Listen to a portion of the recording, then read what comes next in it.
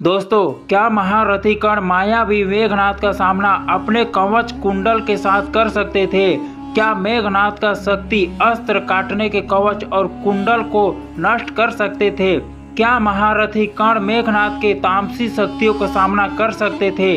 आज के इस वीडियो में हम बात करेंगे महारथी कर्ण और तामसी विद्या में प्रवीण रावण पुत्र मेघनाद में कौन सबसे ज्यादा शक्तिशाली और शूरवीर योद्धा है। अगर इन दोनों में युद्ध होता है तो कौन किसको परास्त कर पाता है। पहले बात करते हैं रावण पुत्र मेघनाद की। कहा जाता है उनके जन्म के समय महाबली रावण ने 9 ग्रहों को इस तरह नक्षत्र में रखा था कि उनका पुत्र मेघनाद बहुत ही ज्यादा शक्तिशाली और बुद्धिमान हो, लेकिन शनि देव ने अपने स्थान को बदल दिया था। फिर भी रावण पुत्र मेघनाद बहुत ही ज्यादा शक्तिशाली उत्पन्न हुआ। कहा जाता है मेघनाद रावण से भी ज्यादा शक्तिशाली था और उन्हें अति रखी की श्रेणी में रखा जाता था। और अगर हम बात करें महारथी कर्ण की तो उनके जन्म की तो उनका भी जन्म बहुत ही रहस्यमय तरीके से हुआ था। उनका जन्म के समय भगवान सूर्यदेव ने अपने आप को 2 हिस्सों में विभाजित कर लिया था। एक हिस्से से दुनिया में रोशनी कर रहे थे और दूसरे हिस्से से अपने तेज और कर्ण को माता कुंती के गर्भ में स्थापित किया। उसी तरह से महारथी कर्ण का जन्म हुआ था।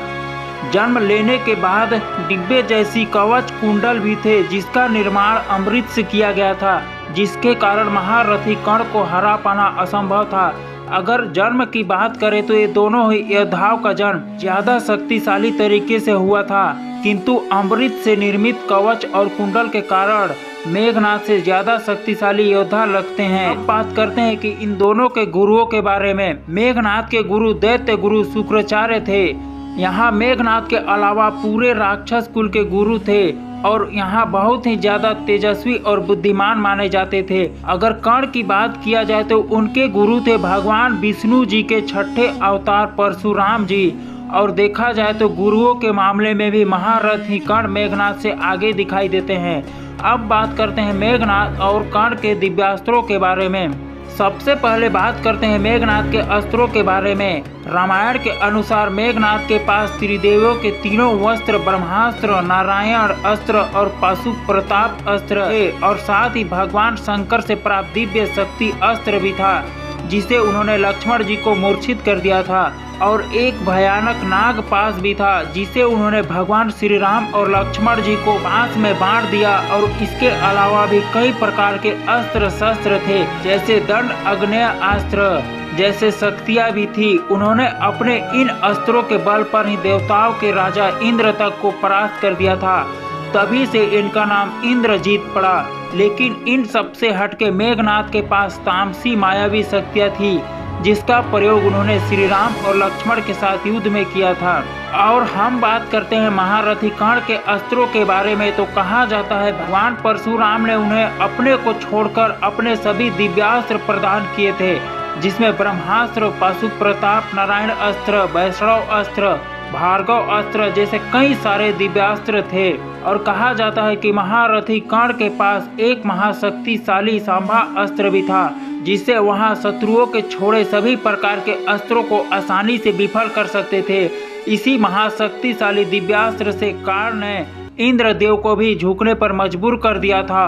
और साथ ही महाभारत युद्ध के समय जब घटोत्कच ने तामसी माया का प्रयोग किया था, तब महारथी कर्ण ने बड़े आसानी से उसका सामना किया था।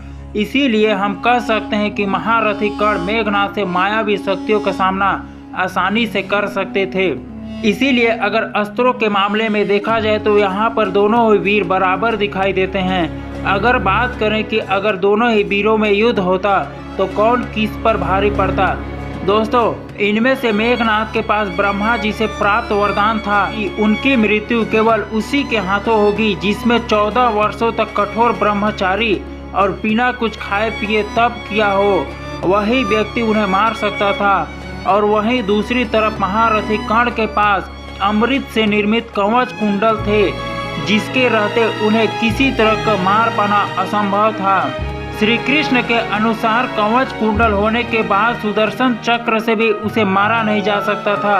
इसलिए दोनों ही वीरों में अगर युद्ध होता तो कोई भी किसी को मार नहीं सकता था। तो दोस्तों आपकी इस वीडियो में क्या राय है हमें कमेंट करके बताएं और हमारे चैनल को सब्सक्राइब करके वीडियो को लाइक जरूर करें। धन्यवाद।